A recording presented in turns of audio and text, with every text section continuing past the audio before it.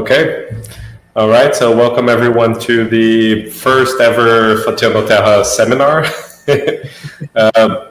So Fatiando is a community project for developing Python software for geophysics.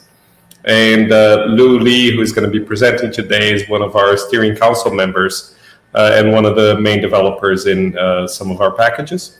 And Lou was very recently in Antarctica, and so he's going to share a bit with us about his experience there and the kind of measurements that he did and the science that he's been developing as part of his postdoc. So with that, take it away, Lou. The floor is yours. Yeah, well, thanks for the introduction, Liu. And good evening, good morning, good afternoon, everyone. Depends on where you are at the moment. So really exciting to be here to share some of my stories for doing some field work in Antarctica in this 2023-2024 season. Being big part of a big science campaign we call Denman Terrestrial Campaign, supported by the Australia Antarctica Program. And part of my work is funded by the Australian Centre for Excellence in Antarctica Science, ACES. So the whole journey really try to understand the past, present, and future of the Denman Glacier. So before we go to Antarctica, just give a small introduction about myself. So I'm a proud Fatiando developer. I think I joined the community during the COVID time. That's sort of one of my highlight during the lockdown period of time. So really nice to connect with everyone online to talk about science and how to promote the open science. So I highly recommend, if you haven't do that, join the community. So you can see actually one of my GitHub logo is actually inspired by the Fatiando logo, which is slightly different part of ours. And I did my PhD at University of Western Australia at Perth. So I'm looking at basically what the structure of the solid Earth from the bottom ice sheet into the deep lithosphere. And I try to understand what the interaction with the solid Earth and the crossphere, how that contribute to ice sheet dynamics. So with that knowledge, hopefully we can understand have a better prediction of the Antarctica in the future. So that's basically traditional view how the glacial system looks like. We have very constant hot bedrock, we have some water going on, have different heat distribution in there. But actually, for my PhD, we really think about the system quite complicated. There's so many things going on. That's something we try to understand also in part of the Denman Glacier. And after did my PhD, I started my postdoc at UW as well. I was working on a slightly different project, working on I try to understand the evolution of the Proterozoic basins in North Australia Craton. So it's the north part of Australia. And the main goal is really try to look at what the mantle, the composition temperature, and also the rheology information in there and how that might impact the geodynamic process. And the other thing I'm looking at is try to understand all the beautiful geophysic image. We say have this beautiful blue and red blob. Actually, what actually this means, they really need me to link all the information with all the petrophysics, also the geochemical stuff to try to better interpret or quantify all this beautiful geophysic image. Okay, that's just always exciting me in the last day in the field, looking at the age of the skull glaciers. So with the happy me, then let's jump to the journey to Antarctica. So I assume probably most people don't know, actually have some, understanding what Antarctica actually looks like. I think I'm going to show you a little bit brief concept in here. So that's what you can see from the satellite image. It's a huge, giant, white continent. So again, 99% stuff is covered by snow or ice. I only have less than 1% of rocks. So it is sort of a nightmare for people doing geology, but sort of a good place if you're doing geophysics, because everything you really need is geophysics data. The whole continent actually divided by the two giant ice sheets. You have East Antarctic ice sheet, is very thick. We have probably 53 meters of sea level equivalent. So if you melt all this ice in East Antarctica, the global sea level gonna rise 53 meters. That's a lot. And we have a really smaller West Antarctica that have thinner ice, but we do see this area actually changing faster. And also have the three floating ice shelf. We call ice shelf because the bed of the ice actually not contact with bedrock, it's actually floating on top of the ocean. And Earth's ice shelf is quite large, so the size roughly like Spain or Texas. So this you can think about this huge floating ice on top of the ocean. Just sort of quite mystery. No one really know what's going on in there. And then we also have the sea ice that's constantly changing due to the temperature of the ocean and also the atmosphere. So we put Australia inside Antarctica. Actually, Antarctica about almost two times bigger than Australia. So it's really a huge giant of icy world in there. So the ice in there is not really just sitting there doing nothing. They actually the ice actually moving. It's like a river. So the ice sheet moves like a viscous flow. You have all the snow accumulate on top, then the gravity gonna drive the flow downstream and then go to the ocean. You can see some area actually flow quite fast. Some area flow 0 meter per year, but we see lots of area flow over kilometers per year. That's quite fast flow. So if we do some repeat measurement, we can actually you do a repeat measurement in over years, so I can actually calculate the mass balance of ice sheet. Basically, is the difference between how much ice discharged in the ocean and how much actually is the snow falling down on the continent. So everything in red, you actually see we're losing mass of ice sheet. Everything in blue, which means we gain ice in there, gain mass in here. So everything in red, which means we're gonna contribute to sea level rise. So you can look the area in this red, and actually you can look at the ocean temperature. That's actually where we have this warm ocean. Also, we have the called warm shelf. Basically, we have this warm circumpolar deep water in here. Actually, area have warm shelf. Actually, can along the big troughs and going beneath ice shelf to melt ice shelf, melting the grounding land. So that's where actually there's the forcing of changing ice in Antarctica. So there's really the ocean warming is driven the change of Antarctica. So there's probably you can hear something in the news. We have two fast changing glaciers. One is called the Swiss Glacier, and one is Fatiando Glacier. There's two areas we have this deep trough, all the circumpolar deep water actually can go there to melt ice. So if we remove all the ice in Antarctica, we can actually get the bedrock topography map. Then everything in blue means the bedrock actually below sea level. So you can think about all the the warm ocean actually can go along this trough and go the area below sea level. So we have this hypothesis called marine ice sheet instability, which means once the ice sheet start to retreat when this big trough area, then we can potentially have unstoppable retreat. So the Antarctica is changing, so there's actually have quite huge impact of our whole Earth system.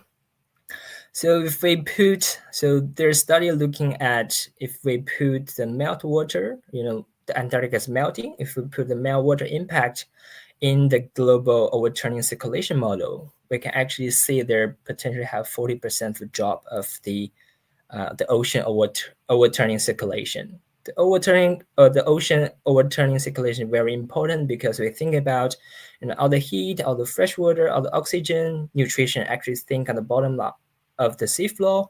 They need this overturning circulation actually bring the nutrition to the surface to feed the ecosystem. Think about if we lose 40% of this circulation, it's gonna have quite a huge impact about the global system. Also, in the locally scale, we have cute penguin just in there and enjoy their life. But we do see alarming thing. If you look at the satellite image, we have very low sea ice coverage. So the sea ice is very thin ice, but the penguins need this ice to build the colony to feed their chicks. So if you're losing the sea ice, then it's a disaster for these cute penguins.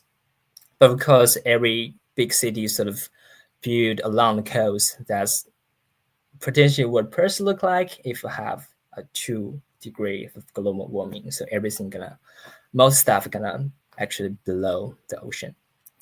So that's sort of important about how we can, actually understand the future of Antarctica. So that's really need, ice sheet modelers to build their fancy computer models.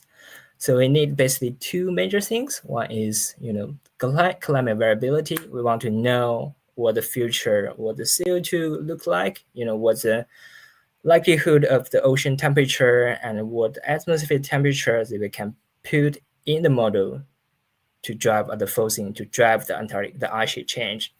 The other important factor is called the physical process. Because once we know the forcing, we need to know how the ice sheet can respond to this forcing. So we need to put all the information into some mathematic descriptions and run the code. But because Antarctica is such a confined system, we can't really reach the bed of the Antarctic ice sheet. So there's lots of unknown physical process in there. There is sort of a sad and alarming story that every time the modelers find some new physical process, when they put a model, they tend to have more predict the ice loss. So here example, there's a process called marine ice cliff instability. So everything you see this dashed line is actually the prediction with this process, and compared to other process without this process, this quite large difference what the future of Antarctica looks like.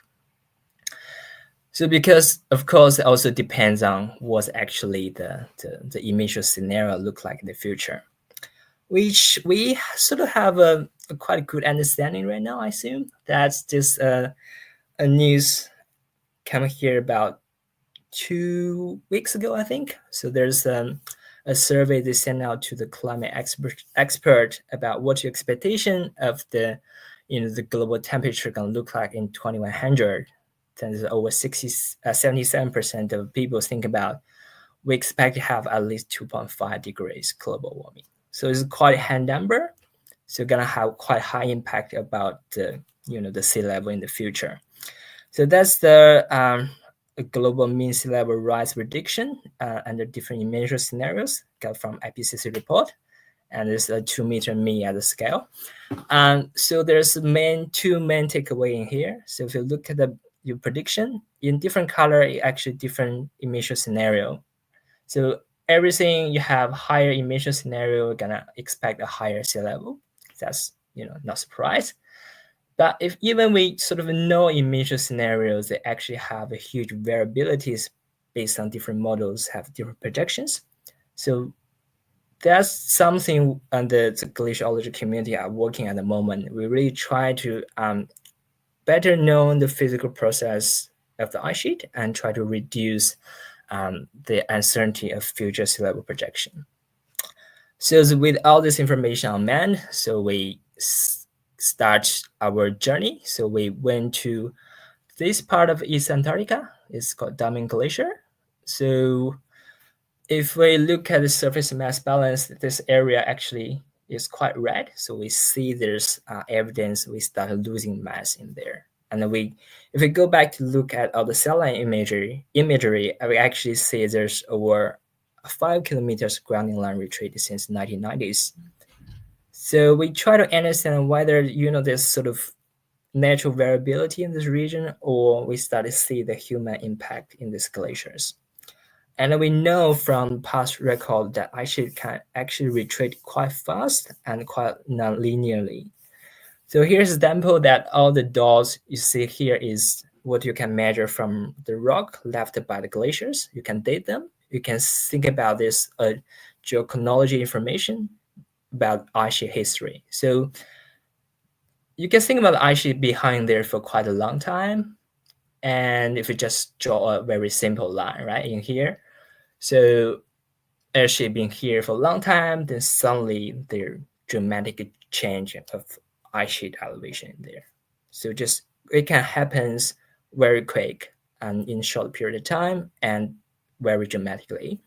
And that happens in the Holocene, which the global temperature so could be quite warm at that time. And we also have some evidence actually it can actually retreat very fast in the natural variability as well. So his recent study is looking for the sediments on the seafloor. So they calculate how much, how fast the ice actually generates this called a sedimentary ridge. They calculate that the retreat can be 50 meters to even to 600 meters per day. So that's quite, surprising number, that which means the system is highly dynamic. So really need us to understand what's the past climate and what's the natural variability in here. So we try to set a baseline to better predict the future. And also Denman Glacier area is also interesting area to work as a geophysicist, because so that's the bedrock elevation remove all the ice. So that's what the bed look like. So we have the big trough in here, so called the Denman Trough. They have a Guinness record as well, so that's called the deepest trough on land on Earth. So there's model predictions. They're probably 3.5 kilometer below sea level. So this huge amount of ice actually go in, go out every year. And usually the way we measure the ice thickness, we fly an airplane, we put a radar in there, then we shoot radar and wait to bounce back to wait the travel time, to calculate travel time. We got the radargram. So that's the example. You can get a further downstream area of Denman Glacier. You can see this, you can barely see the bed in there. They are quite deep. But once we go further upstream, this black line actually we can get from the radargram. So in this area, we can't actually figure out by the radar itself. And so the blue line is actually the physical estimation. We call it mass conservation. So basically the idea, we have fast flow in the area, the amount of ice flow in and flow out should be constant. So we have this sort of mass conservation. So there's the physical estimation. They have 3.5 meters below sea level. But because we don't really have any real physical measurement in the area, this shape of the trough is never confirmed by the real data. So the geophysics team in here is really trying to get some ground-based measurement to understand what actually the shape of the Denman trough, and also we are looking for if there are any sort of evidence of sediments or hydrological impact of ice sheet dynamics. So I read a EGU blog in the early this year when we stuck in the tent. We can fly everywhere. So if you're interested, feel free to check it out. So without all the information in mind, we have a huge team that will have 37 scientists with a huge amount of people support us to deliver the science. So we really try to understand what's the past and present of the climate and ice sheets in the area, and also try to constrain the geometry of the bedrock of a Denman trough, and try to understand if there are any unknown physical process we don't know to reduce the prediction of the sea level. And also we have a team looking for the biodiversity in the region, to looking for the moss and bird. We also have a geology team looking for the tectonic history in this region. So this region is also very interesting because they used to connect with Australia, India, and Antarctica. Potentially have big sister zone connect these three continents. So understand the area going to help us to understand what's the development and the formation and breakup of the supercontinent. So here's a map of basically where we have our activities in this near 2 months. So you can see this area is a big ice-free area called Bunker Hills, and this dot is where we have our main camp, and have a floating ice shelf called Shackleton Ice Shelf in here. That's the Denman Glacier, and that's another Scott Glacier, smaller one. And that's sort of the photo was our main camp look like. That's the you think about the actually big town in the middle of nowhere. So in here is our called science melon. That's where usually we try to charge our devices or have some rest, talk about science in here. And then another we got community tent where we can drink some hot water to make ourselves a bit warm. And this is our kitchen. And that's the image we took from the helicopter. So this part is where we store our fuel, and this our basically our airport have two helicopter in here, and that's place we put our sense gear in here. So every day we're gonna collect our gear, go in the airport with our taxi to take us to some place we want to do our work. And that's the two main camp in here, and have some melons, have store some food or some water sensitive instrument or samples. And then there's our we call our Bunker Hill hotels. That's all the tent we just live in there. So yeah, some days gonna be quite rough because the weather is a big factor in Antarctica. It's sunny day, feel very tropical on the night, and in the next morning wake up, everything's white and it's just constantly the snowing going on, just getting a bit crazy. But it's quite nice, in the cozy in there you get a very sunny day, you feel like quite warm in here. So that's what the main camp look like. We also have some small camp. So we usually have 3, 4, 5 people, and there we do some work along the margin of ice. So there's this first one is called a rig camp. So we do a big drilling campaign there. It's a campaign there for 4 weeks on the quite high plateau area, about 100 kilometers away from the main camp. And we have a drone people. They fly their drones to try to measure some the high resolution topography information. And then myself doing some like marginal glacial history work to collect some samples in the margin of the ice. So the life is slightly different because on main camp, you have quite a lot of people in there, but in the satellite camp, you have only 3, 4 people. And because we have 24-hour daylight in there, and the end of Raid 2 camp actually see some darkness, everyone is so exciting because if finally see some darkness can help people to go sleep. Okay, so just some images show you what the life in the main camp. That's a picture I took in my tent. This is my sleeping bag. You can see actually everything is a bit yellowish in the tent. It's a little bit struggle to go to sleep at the beginning, but at the end you sort of get used to this light system. And the other interesting part is our toilet tent. We have called a polar pyramid. So that's we have basically everything work in the bucket. You have to separate the solid part and the liquid part is for the environmental consideration. So all the liquid part we're gonna collect them and put in the ocean, and all the solid part we have to collect them using airplane, send back to the main science station, KC station, about 400 kilometers away from our camp, and go to incineration. Of course, there's big factor of the coffee and hot water. That's everyone sort of need them to work. And that's what our main camp, or the science camp looks like. So you have to, clean your shoes when you get there. It's quite, simple setup. You have a few chairs and a few desks. Basically, if you don't go out, you're gonna sort of write your report and then process some of your data.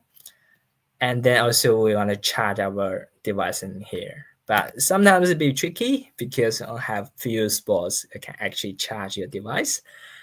And because we are sort of self-organizing people, scientists like doing that. So you just, a bit messy sometimes.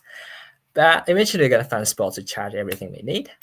And then if everything goes well, we're going to get in our taxi and just fly out to go somewhere we want to do our work.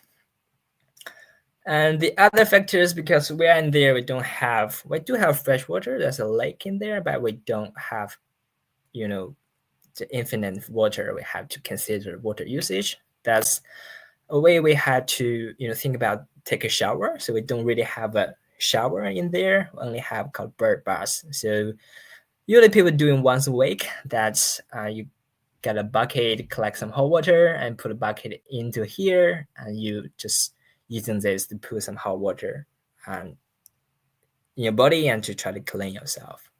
Also, we have a sort of supermarket that's everything you need to, clean yourself. And then there's the two bucket that's basically we use for washing. So we put the water in there, put our clothes in here, and we do some first round body pump. Basically, shake the bucket, and then put that one in the other bucket for rinsing. And then the fun story is that we put that hang in there, wait for frozen, and for 3-4 days, then it's dried, cleaned, and they'll have fresh clothes. But of course, the weather condition is sort of important factor, interesting factor in Antarctica fieldwork. So we have blizzard day, which means very severe storm and very strong wind. So there's one day, my colleague Marine and I, so we try to do some work near the camp, so about 10 kilometers away from main camp. They're saying, okay, we can probably fly you guys out, but probably need to listen to radio very carefully because the forecast is not very great. And once they call us back and say, then you have to go back, then helicopter gonna pick us to the main camp. Because the weather actually turned quicker than we thought, and we have to walk back to the main camp. So there's sort of is snowy, windy everywhere. You can only see probably 5 meters in front of you. We are sort of in a line and walk about 5 hours to go back to go back to the camp, and that's what our tent looked like when we come back, because sort of full of snow and the snow actually going into the tent. So I just say it's a quite interesting, we call it true Antarctica experience. And the other things we have been asked for all my friends, what do you eat in there? So actually we have quite a good food because we have a chef, Jackie, in there. So she's gonna prepare all the meals for the people in the main camp. And because we have lots of chocolate. To be honest, I do have a little bit of chocolate trauma in there because I eat too much chocolate in my life. So I can't see chocolate anymore. So that's the picture. Jackie prepare food for everyone. And then there are some days Jackie actually went to the KC station. We don't have chef on the camp. So the helicopter crew actually make some pizzas and also have different sort of food and try to, make us feel warm and relaxed. So things are relatively easy in the main camp.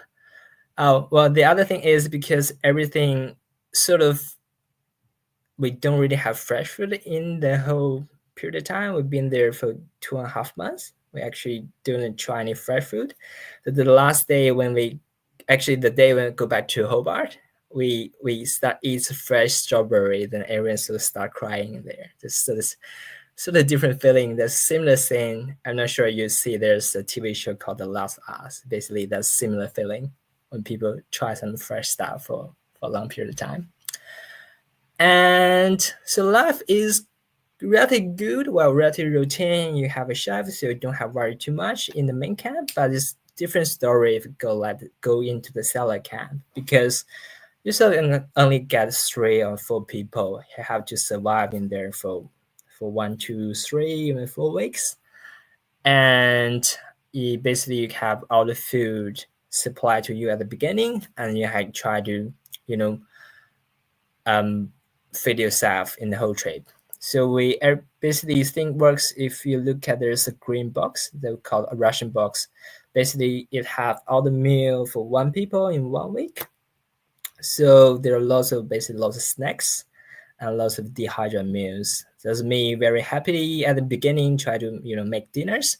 So basically you just need to find a a freshwater resource or freshwater, you can actually get a lake or melt some snow or ice and try to put in the oven, try to, put in the stove, basically try to boil the water, and then you pour your water mix with your dehydrated meal. That's sort of what your lunch or dinner look like.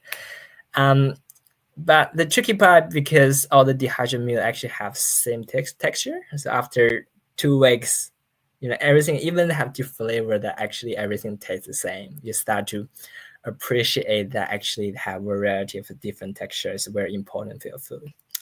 So that's basically what our lunch look like. So lots of high energy stuff. Then there's an image for us. I'll have enjoy some lunch break on top of glaciers, and there's some mountains. A kind of epic view, and to enjoy the snacks. So here's an example of what's a typical day look like in the settler camp. So everything starting here is our camping area. That's our main camp, and we have a cache in here. So basically our sun skier actually put in the margin for glaciers is about 1 kilometer away from main camp. So every day we're gonna walk from here to go there to collect our gears.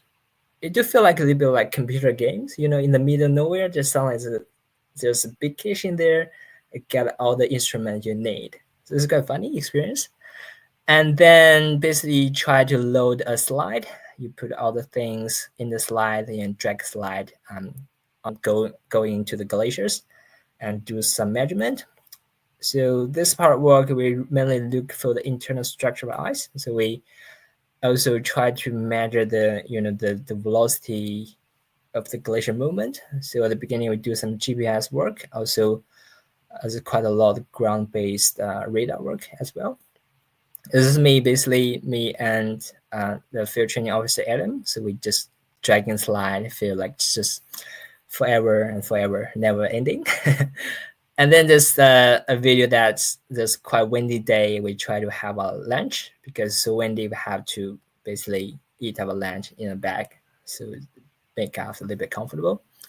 So after lunch break, we're gonna wander around the margin of glaciers. We're gonna collect some rock samples, and then we'll go back to the camp to have our dinner. And sometimes we'll finish the day quite earlier. We actually have time to wander around to take some pictures along the margins. So that's basically our food pass look like in the first 2 weeks. We walked about near 200 kilometers in the 2 weeks. And then everything in blue is actually the radar profile we measured on the margins. So I'm gonna have a fun time, look for the internal structures, and also I'm gonna look at the geometry of the bed and how that actually rounding the hydrology and impact the ice sheet velocity in there. So it's gonna be a fun time. So this solar camp is really sort of lots of movement, but we also have a 1 week visiting at the drilling camp. The life is quite different because the weather is getting a little bit crazy. So that's a video I took basically on top ice sheet. This is like no cover. So you can see the snow starts drifting around 3 or 4 p.m. at the day. So we have to stop the drill and then try to go back to tent. The tricky part in the drilling camp, because they have so much snow accumulation, you have to think about dig yourself out from the tent next day. You never know how much snow gonna accumulate the day when you wake up. So there's another funny experience. And then we call ourselves the Crazy Creek. You usually have 4 or 5 people, so everyone have to draw themselves. And then there's another interesting picture that's at the beginning everything is flat. Actually, after 3 weeks, you can see how much snow actually accumulate in there. So our deal, I basically put the drill down to bring the ice chips, and then we just sample them. Just very routine-ish, but quite satisfied work. Okay, this basically probably hopefully have some idea about what our life look like, and then I'm gonna show you some sort of preliminary result and how we're gonna use our data. So the first big part is the team geophysics. So there's have basically three part of the main geophysics team using different techniques to try to look for the structure, geometry, and the process in the diamond glaciers. So I have a team seismic and doing some reflection seismic. They also deploy some passive seismic stations on the edge of the glaciers. And also we have a team doing magnetologists and doing MT. They help to constrain the geometry ice and also try to look at hydrogeological process, because MT is quite good at looking for the water. And Marine, as my colleague, she's looking to do some ground-based gravity work and then try to use gravity to constrain the shape of the glacier. So the profile is totally about 60 kilometers. That actually quite challenging to get there. So Marine took some videos in there. There's a flight helicopter on top of the Denman Glacier. You can see actually there's lots of crevasse. Actually, it's sort of quite dangerous. So if you look at the end of the video, actually they have a quite big hole in there. If you accidentally step in there, it's gonna be interesting story. So gonna be quite dangerous. So in order to keep everyone safe, there's sort of protocols. So we have a field training officer to help us to just probe the ground to make sure actually the ground is safe for people to work on that. But the glacier area is also a challenging place because it's very windy. Just only got 60 to 40 knots. The gravimeter is very sensitive instrument. They really don't like any noise. Think about measure gravity in that environment is huge challenge. So they come up with a solution. So they measure gravity in biffeedback. So actually they create a relatively wind-free conditions. So she can actually measure the gravity in the bag to make things works. So in the end, Marine did get the measurement. So all the dots is her measurement, and all the solid line is the gravity measure from airplane, because have different height difference. The ground-based stuff will more sensitive. Actually, things happens the shape of the glacier, and she did a very simple estimations. So basically just a 2D profile with a constant density contrast. So the initial conclusion is that we probably have a deeper trough than we thought. But then we're gonna work with the team from University of Florida with Michael and Mackie. So we're gonna try to use a more sophisticated stochastic approach to look at 3D structure of the glaciers. And at Boston Point, they actually built up a software to do the MCMC inversion, look the bathymetry of the subaxial bathymetry using gravity inversion. They're actually using harmonica as their forward function. So it's sort of fascinating collaboration in there. So that's sort of what the geophysics work look like. And the other thing we can think about is, because everything at the moment we consider a constant density contrast to try to recover the geometry, but in reality we do see the various of density due different geology type in there. I think potentially we can think about how we consider covariance of density and geometry that could help us better constrain the geometry of the ice and also potentially constrain the subaxial bathymetry as well. Okay, we also have a sort of side project because the weather is not good at some points and we can't fly too far away from camp. Then we also have a magnetometer. Then we think about probably we can just do some magnetic profile. So Marine and the geology team actually have quite a lot of rock measurement along the margin of the glaciers. And we also have few ground-based magnetic profile. So the thing we were thinking about, because this ground-based stuff is actually overlap with the airborne survey, we try to think about if there a way we can sort of scale down the airborne based survey to the ground-based survey. We try to enhance their resolution. There's potentially some thought in there. So yeah, we're gonna try to see whether it works or not.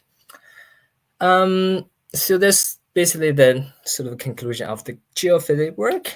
But though the main period of time actually not working with the geophysics team, I actually work with people doing the geomorphology and also the quaternary geology. We really try to collect some record to understand the past climate.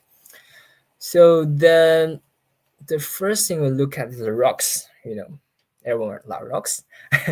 so basically the idea, the rock actually flow along the glaciers, right? So when the glacier retreat, the rock will actually drop by the glacier, and have this supernova exposure, have all the cosmogenic rays actually, because the rock is exposed by the sun, they kind of accumulate some isotopes. Then we can actually collect the samples, measure the isotope to see when the ice actually drop the glacier. Well, when the ice actually drop the rocks, then we can sort of have a history book of the glacier, how that changed in the past. There's a big rock in there. Everyone sort of be happy to take pictures. It's quite spectacular. The middle of nowhere suddenly have a big boulder actually transported by glaciers.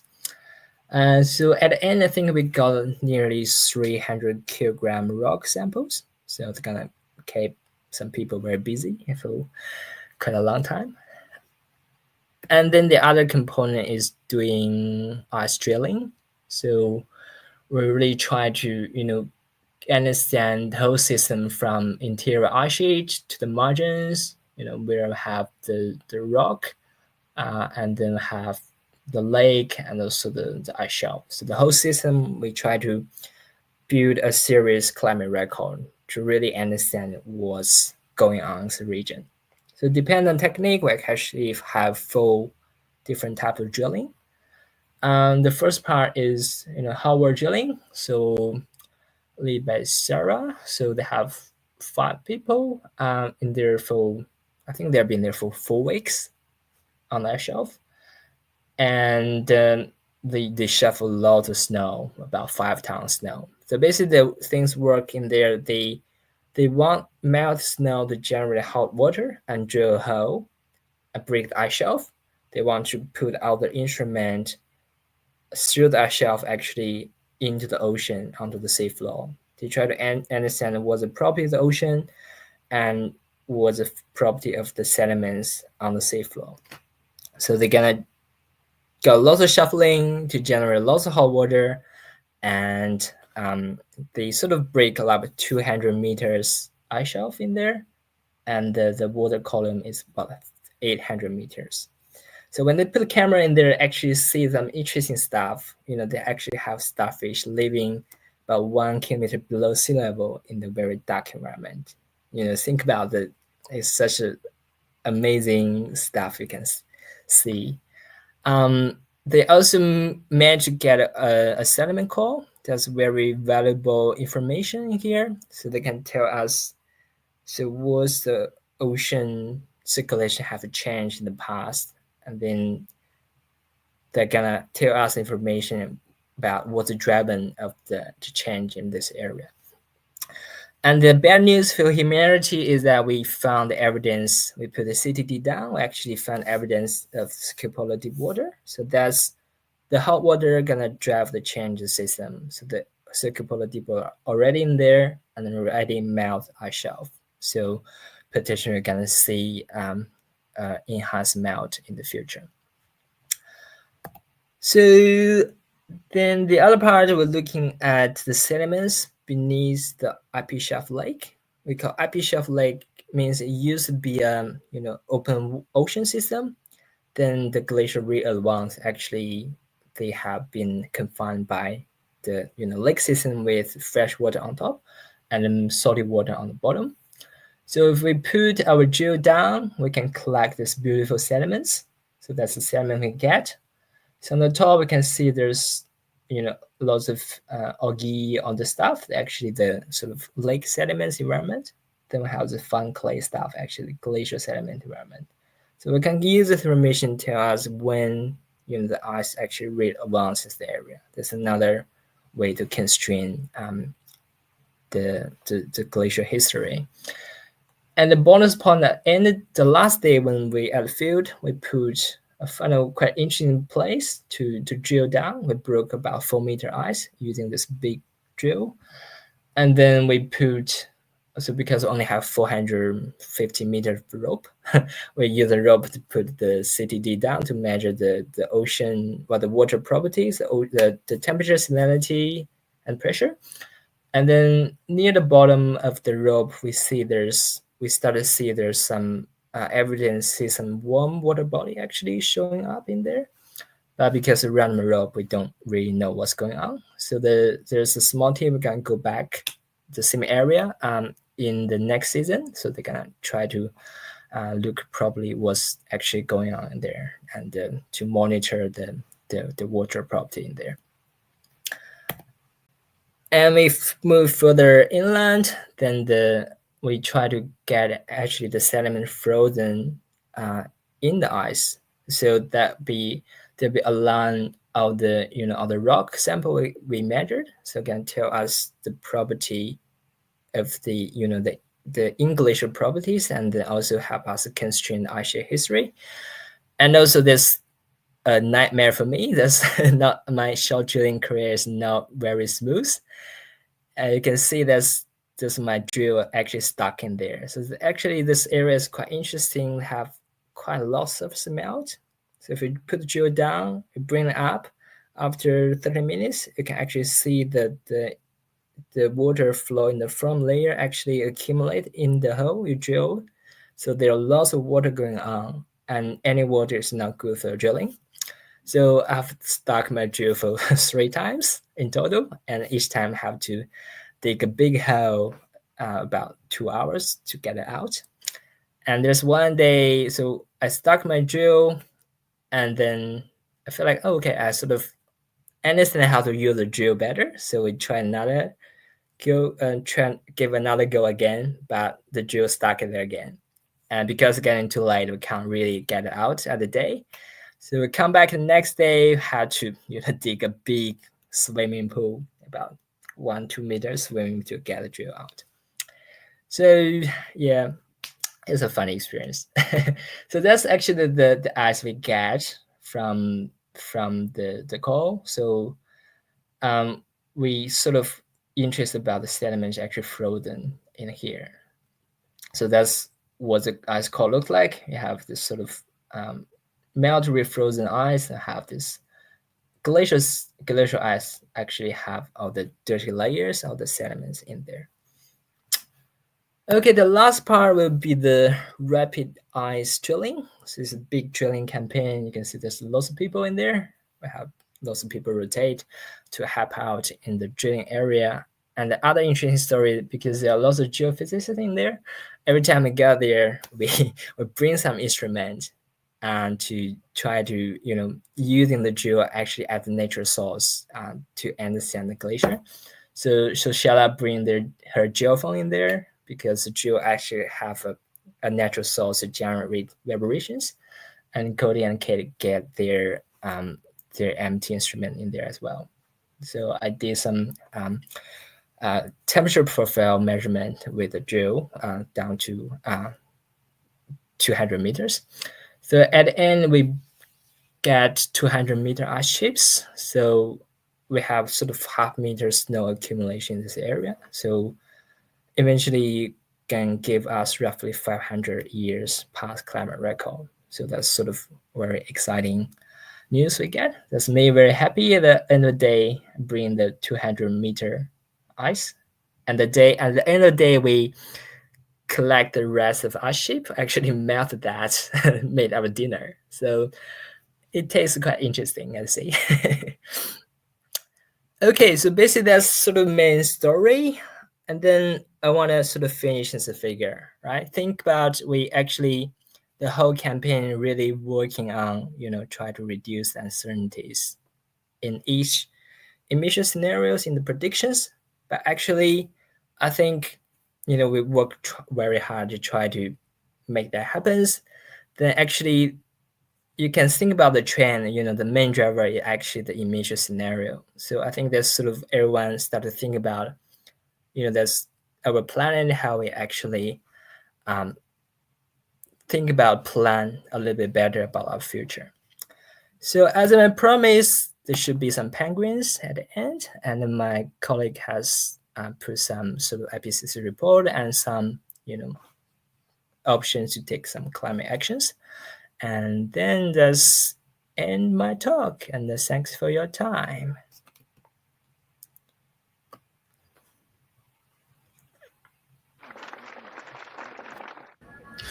Hey, thanks for that, Lou. That was great. Love the penguin photos and all the videos and everything you showed. That was amazing.